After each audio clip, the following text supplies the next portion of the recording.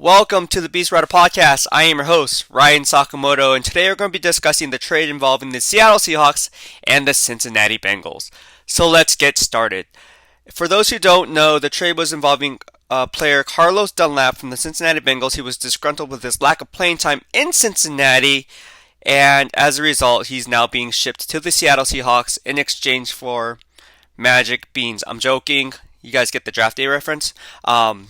But no, he was traded in exchange for offensive lineman B.J. Finney, along with the 2021 seventh round pick. So when you put those two together, basically it's magic beans. Seattle Seahawks got a steal. They get a top edge rusher, and the need was there. John Schneider pulled the trigger, and as a result, the rich just got richer. I don't know what else to say. All right, so let's talk about why the Seattle Seahawks made the play for Carlos Dunlap. Again, if you're just following my podcast or have been following my podcast, you know I break down trades into three parts. The first is who the players are involved. The second parameter is why the trade was made. Does it make sense for both organizations? And then the last but not least parameter that I grade this trade on is based on instant gratification versus long-term gains. All right, so let's start off with the player. Who is Carlos Dunlap, and why did the Seahawks trade for Carlos Dunlap? Well, as you know, I cover all 32 NFL teams, dating back to, I've been doing that ever since I've been a beat writer with the 49ers for 7 years.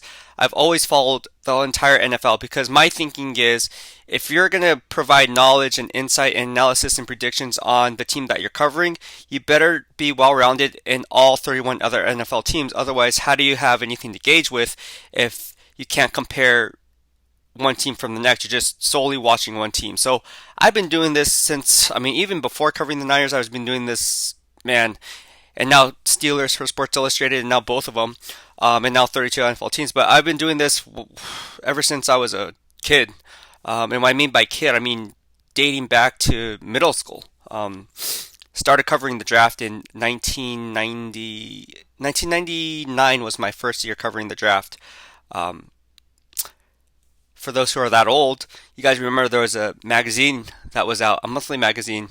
It was called the Pro Football Weekly, and I was always on top of that. So, getting back to the trade, I'm going off topic here, but that's just a little background on why I like to do things this way, right? Just so you have a better knowledge of the players that are out there, and that way you can formulate a more educated analysis.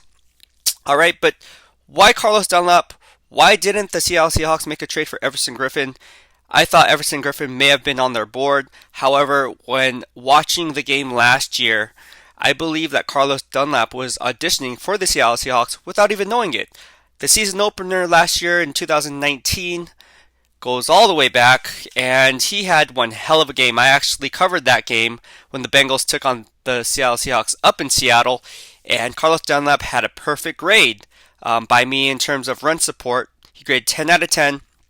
He had 2 tackles for -9 yards, set the edge very well, was consistent in his rush lanes, and also picked up a sack on Russell Wilson. So when you put all that together, GM John Schneider's probably taking notes like, hey man, this is probably a guy that we can see in our scheme. He already knew the players he was bringing out the following year anyways, and he knew he was going to need some reinforcements. Didn't know that Carlos Dunlap was going to be on the trading block. Didn't know how this year would play out. But the way it is playing out, it just was a perfect storm and allowed John Schneider to go ahead and pull the trigger on this deal. All right, so I would say it goes back to the season opener last year. That's what John Schneider was looking at and been like, damn, this guy can ball for us, man. Like, if he's available, we're going to target him. And that's exactly what they did. All right. In that game last year in the season opener, Carlos Dunlap, by my count, had 0 missed assignments, 2 tackles for loss for -9 yards, as I said, versus the run. He picked up 1 sack, as I said earlier, and he also had 1 tackle of 3 yards or less. In my grading system, I do it on a scale of 10, 5 being average, 6 being above average. Anything in the 6.5 to 7 range, you're in all pro range. Anything above that, you're just the best of the best of the best of the best. Cream of the crop, basically cream of all the all pros. And in that game, Carlos Dunlap graded a 9. So if you put that all together, he's basically lights out. All right.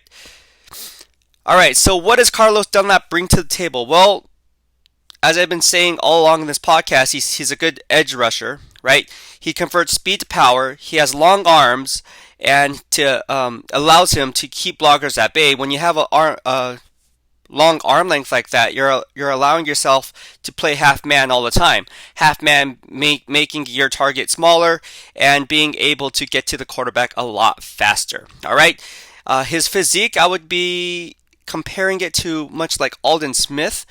He's around the 6'5", 6'6" range, 280, 285 range, and he will be asked to play the Leo position. Now, if you remember the Leo position under the Seahawks scheme, or 49ers scheme, doesn't matter, whoever plays that Leo scheme, that Leo typically is in the 250, 260 range, and their 40 speed is usually in the 4.5 to 4.6. We've seen it in Seattle when they used Cliff Averill in that position, and they also used, most recently, Frank Clark. And since Frank Clark has been traded to the Kansas City Chiefs, they've been looking for that Leo rusher ever since. Ziggy Ansah wasn't doing it for him. Jadeveon Clowney wasn't doing it for him. So they had to do something and get something done this year because they are Super Bowl contenders, and welcome Carlos Dunlap. Now, Carlos Dunlap is not in the 4.5, 4.6 range. He's more in the 4.7 range, and he weighs 280 pounds, like I said, a la Aldon Smith.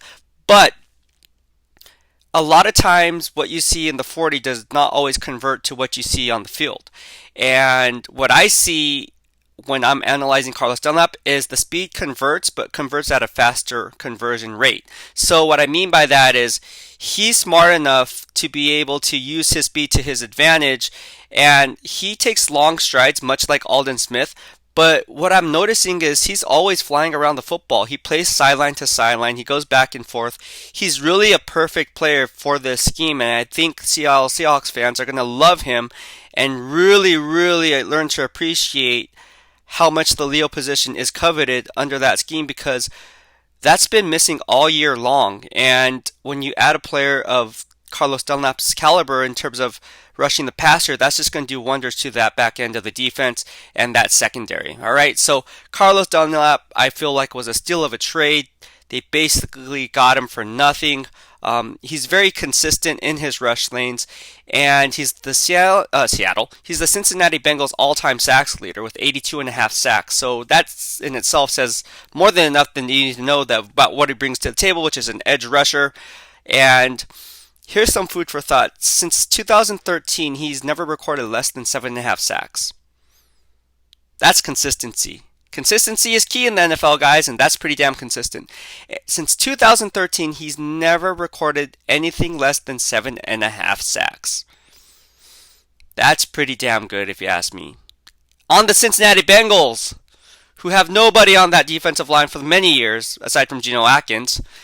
So you put two and two together, what do you get with good coaching from Seattle? You're going to get one hell of a football player.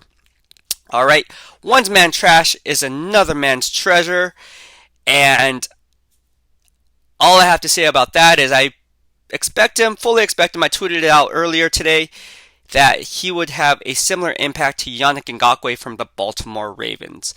Now, what does that translate onto the field? Huge impact, could be the missing piece to the puzzle in their Super Bowl quest, and that will be something to watch as we play these games moving forward. All right, so that's about it for Carlos Dunlap. For those Niner fans who have been asking me, no, he's not going to be able to play this week. I think Pete Carroll said in his press conference it's going to take a few more days for him, and then he'll be ready the following week. So due to the COVID rules, I don't expect him to be playing this week. Although it's going to be close to the game time decision. But I just think that due to the COVID rules, I'm still kind of working that out, but I'm pretty sure that he would have to wait the following week based on when he came into the facility. All right, well, that'll be it for today. I hope you like what I had to offer. If you like my channel, please subscribe in the lower right-hand corner of your screen as I keep all things Beast. Take care. Have a nice day. BEASTwriter, out.